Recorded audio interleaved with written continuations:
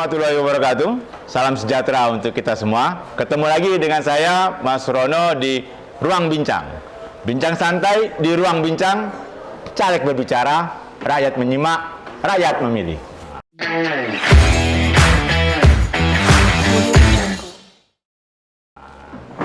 Ini kedatangan tamu orang muda nih. Ini sahabat sebenarnya. Jadi sebenarnya sudah kenal lama nih. Jadi kayak ini ngobrol ini pasti ngobrol santai. Tapi walaupun santai, obrolan kami yakin akan bermanfaat untuk masyarakat dan juga punya muatan-muatan yang cukup bisa menjadikan kalian untuk menentukan pilihan. Kita sambut langsung ini. Saya manggilnya kakak saja biar lebih akrab dengan sahabat di Ruang Bincang. Kak Andreas Okdi Priantoro. Oke. Assalamualaikum, Kak. Waalaikumsalam. Sehat, Kak? Sehat. Ini Baguna diurusi. Ya. Nyalek. Ya. Terus juga saya dengar juga termasuk dalam tim pemenangan dari Pilpres kita Pak Ganjar Mahfud. Betul. Untuk jaga kesehatan dengan kesibukan sebanyak itu gimana, Kak? Sebenarnya sederhana yang perlu kita lakukan setiap hari. Ya. Tidur cukup, sarapan dan makan siang yang cukup. Olahraga rutin? Pasti. Apa nih olahraga? Jalan kaki. Jalan kaki di mana biasanya? Di sekitaran rumah. Sambil menyapa ini ya calon pemilih. Tapi kalau saya perhatikan gerak Kak Andreas ini kan, walaupun ini pencalekan pertama ya, saya udah tahu dari kalangan aktivis sudah lama. Boleh dong kita kilas balik sedikit deh. Siapa sih Kak Andreas ini? Oke. Kita mulai dari gerakan-gerakan yang dilakukan oleh Kak Andreas sampai saat ini. Kalau kawan-kawan boleh tahu mungkin dan dengar juga di beberapa media ataupun di luar, mungkin saya sehari-hari menjadi buruh pada sebuah perusahaan. Menarik ini. Ya, menjadi buruh dan juga aktif di beberapa lembaga sosial, termasuk pengurus PDI Perjuangan Kota Palembang, Wakil Ketua periode 2019 sampai dengan 2025. Tentunya ini menjadi aktivitas sosial dan politik yang saya jalani sehari-hari selain juga menjadi buruh. Wah. Nah ini sahabat Ruang Bincang, kata-kata buruh ini langsung membuat saya merinding ini. Dan ini akan jadi judul yang bagus untuk podcast kali ini, buruh menuju parlemen. Kak, dengan mohon maaf nih ya, mohon maaf ya. Dengan profesi buruh yang kakak geluti saat ini, itu menjadi satu fondasi tidak untuk mencoba menjadi calon legislatif? Atau kegelisahannya dari situ? Kalau berangkat dari persoalan mendasar yang kita alami bersama di masyarakat, bahwa buruh ini menjadi salah satu tulang punggung ekonomi kerakyatan yang ada di Indonesia. Nah, hari ini persoalan buruh juga menjadi persoalan yang sangat krusial, persoalan yang tidak pernah tuntas dan sangat-sangat memprihatinkan nasib kawan-kawan buruh secara umum. Lahirnya Omnibus Law ini menjadi sebuah keprihatinan bersama terhadap kawan-kawan buruh, karena kita bersama persoalan buruh ini bukan hanya persoalan perut, bukan hanya persoalan sandang, papan, tapi juga bicara soal gerakan politik. Karena suka atau tidak suka bahwa gerakan buruh ini sebenarnya dasarnya itu adalah gerakan politik menuju sebuah negara kesejahteraan. Benar. Namun dalam prakteknya hari ini kawan-kawan buruh juga sendiri sangat-sangat takut bicara politik. Makanya salah satunya kenapa saya bergabung di PDI Perjuangan, pertama bahwa ini menjadi sebuah kendaraan saya untuk bisa terus menyuarakan persoalan-persoalan buruh-buruhan yang ada di Indonesia, yang ada di Kota Palembang dan Sumatera Selatan. Oke. Tapi terkadang nggak ya, ini kita jadi diskusi dulu nih. Buruh ini kadang diperkecil oleh masyarakat. Seakan-akan buruh itu hanya orang-orang yang bekerja di pabrik, gitu. Ya. Padahal buruh ini luas sebenarnya. Ya. Misal saya pernah jadi guru nih, saya sebenarnya bukan, saya buruh juga ketika jadi guru, gitu. Ya. Nah, Kak Andreas menyikapi kalau kesejahteraan buruh nih di Kota Palembang saat ini, itu bagaimana? Kalau kita bicara soal buruh, memang sebagian besar masyarakat masih berpikiran bahwa buruh itu hanya pekerja kasar di pabrik.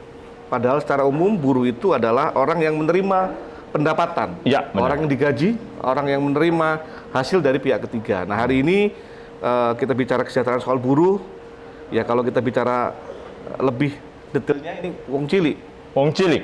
Benar. Yang juga mereka butuh perhatian negara, butuh kehadiran negara. Harus, Pak. Namun dalam prakteknya sesuai dengan yang saya sampaikan di awal bahwa hari ini nasib buruh itu sangat-sangat miris. Bicara soal ekonomi, jauh. Bicara soal kesejahteraan, jauh. Bicara soal pangan, sandang, juga cukup jauh. Nah, harapan kami sebenarnya ketika partai politik hadir membangun atau memberikan sebuah motivasi kepada buruh, tentunya ini menjadi dasar yang digunakan oleh buruh untuk bisa berjuang. Nah, namun prakteknya hari ini kawan-kawan buruh sendiri masih banyak yang terkotak-kotak karena misal takut, karena mereka perjuangannya hanya sampai masih di soal perut, bukan sampai pada soal ideologi, Benar. bisa soal perubahan negara dan membangun sebuah negara yang diceritakan oleh pendiri gerakan buruh di internasional. Nah, ini sahabat Ruang Bincang, untuk kaum buruh kayaknya udah ada pilihan nih, salah satunya nih. Ini salah satu contoh yang bakal bisa dipilih oleh kalangan buruh. Sekarang kita akan melompat nih. Kita akan melompat, Kak, ke ini yang pertama kali mencalonkan diri, anak muda. Di dapil berapa, Kak, boleh diberitahukan ke sahabat Ruang Bincang? Kalau daerah pemilihan saya di Dapil 3, Palembang 3, di Ilir Timur 1, Ilir Timur 2, dan Ilir Timur 3. Nomor urut berapa? Nomor urut 2 dari PDI Perjuangan. Oke. Ini, Kak, anak muda nih. Di situ saya tahu dapil itu banyak juga incumbent loh, Kak. Betul. Rata-rata incumbent, Betul, ya. senior. Ya. Kira-kira ada strategi khusus tidak menghadapi incumbent yang senior-senior ini? Kalau bicara soal senior, tentunya ini menjadi sebuah harapan untuk saya. Oke. Kenapa saya harus maju? Artinya incumbent bukan menjadi halangan, tapi menjadi sebuah motivasi bahwa perjuangan itu tidak boleh kalah ataupun tidak boleh putus hanya karena soal senioritas. Oke. Kita sama dan sejajar dalam politik. Hanya kesempatan, waktu, dan ruang yang dibutuhkan untuk bisa memenangkan setiap pertarungan.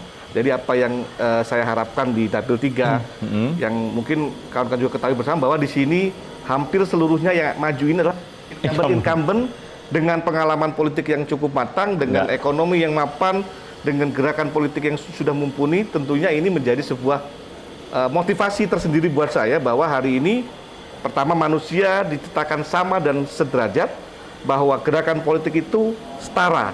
Tidak ada yang membedakan senior dan junior, tetapi ruang, kesempatan yang mungkin membedakan kenapa hari ini kelompok-kelompok muda ini sulit untuk bersaing.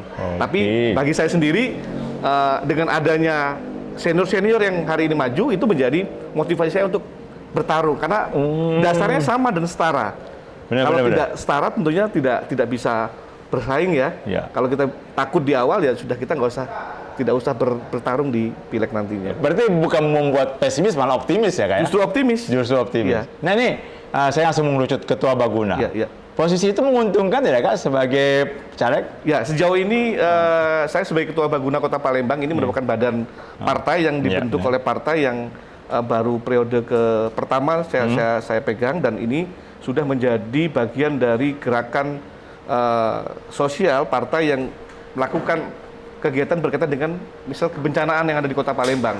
Isu-isu soal banjir, soal kebakaran, soal pendampingan, stunting ini menjadi program khusus Baguna yang sudah kami lakukan selama hampir 4 tahun ini ke masyarakat. Penanggulangan banjir, kita mendampingi, mengadvokasi, bahkan memberikan bantuan kepada korban-korban banjir yang sudah ada di Kota Palembang. Terus kedua soal isu stunting. Ini kita juga bicara soal stunting yang kita tahu bersama bahwa misal hari ini di kelompok sebelah bicara soal makan gratis. Makan gratis, susu gratis. Susu gratis ini menjadi sebuah program yang tentunya bukan menjadi program yang utama, tapi program sudah ada sampai hari ini. Jadi kami tidak begitu antusias dengan adanya program makan dan susu gratis yang diberikan oleh kelompok sebelah. Tapi ini menjadi bagian dari kehadiran negara terhadap masyarakat. Itu yang saya sampaikan. Ini karena ini sahabat Ruang Bincang udah disinggung nih saya. Kelompok sebelah. Ini berarti kayaknya mau ngajak ngomong soal Pilpres ini. Berarti kita ke Pilpres sekarang. Nyalek. Tim pemenangan juga Pilpres. Mana yang diutamakan? Kemenangan Ganjar. Mana yang diutamakan? Kemenangan Ganjar menjadi kemenangan saya. Wah, ini perlu dicatat ya, sahabat Ruang Bincang. Kak Andreas mengatakan kemenangan Ganjar Mahfud adalah kemenangan beliau. Kalau kalian memilih Ganjar Mahfud, saya sarankan untuk memilih beliau juga.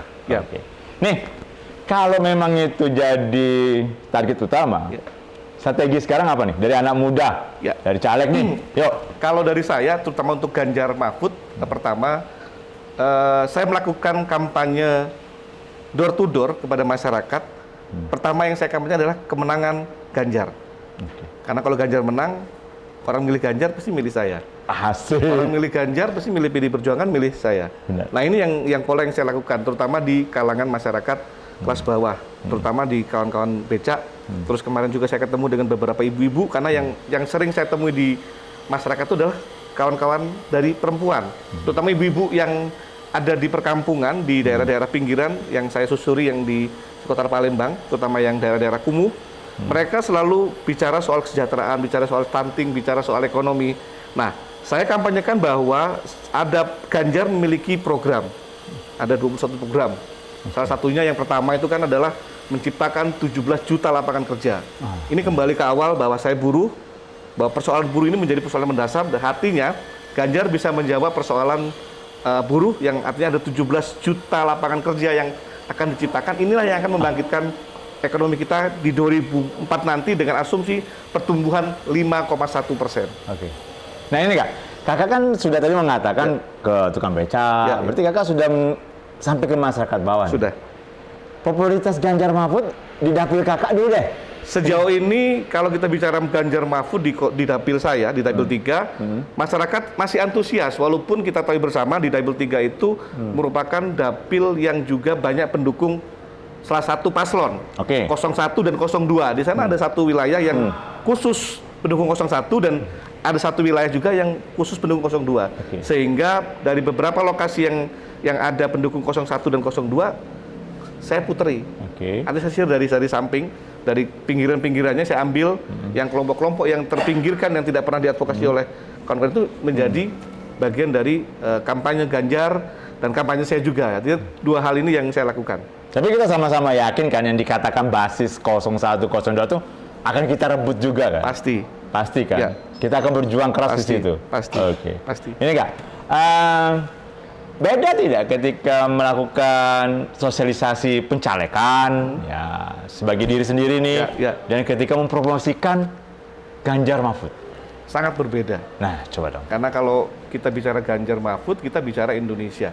Waduh. Kalau kita bicara saya pribadi pencalekan, saya bicara lokal, hanya 3 kecamatan.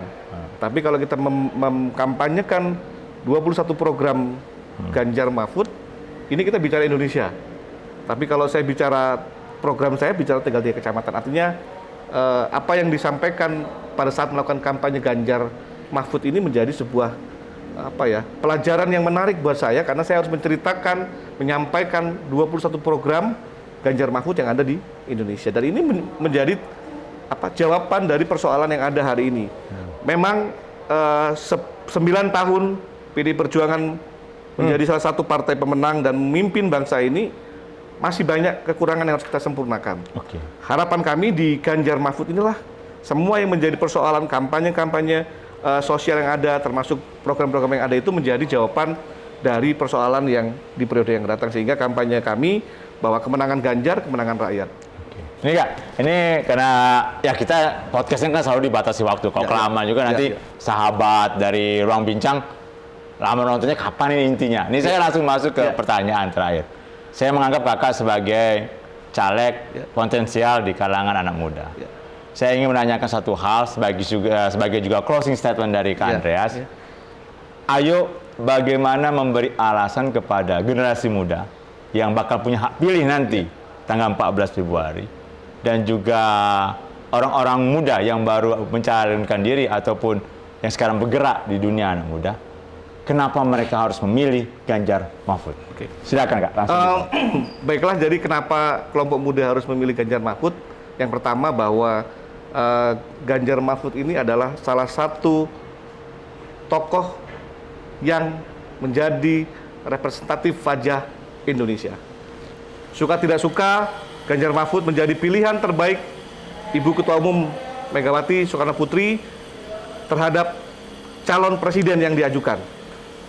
Yang kedua, bahwa hari ini kelompok muda yang ada di Indonesia tentunya menjadi kelompok penentu kemenangan Ganjar Mahfud, dan harapan terbesar saya bahwa pertama, Ganjar Mahfud ini adalah wajah asli Indonesia. Dengan kemampuan yang sudah mumpuni, dengan pengalaman yang sudah teruji, Dan tentunya ini menjadi sebuah harapan untuk bangsa Indonesia berada di tangan pemimpin rakyat yang berasal dari rakyat.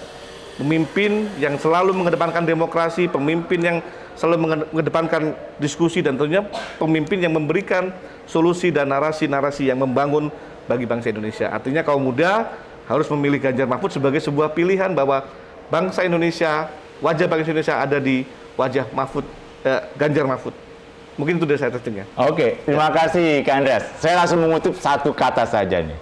Generasi muda, jangan ragu untuk memilih Ganjar Mahfud. Dan kalau calegnya seperti ini semua, Ganjar Mahfud pasti akan menang di Palembang, di Sumsel, dan di Indonesia. Ya. Saya tutup. Wassalamualaikum warahmatullahi wabarakatuh. Salam sejahtera, merdeka. Mereka. Ya. Oke. Makasih Kak. Siap-siap. Oke. Jadi presiden wakil presiden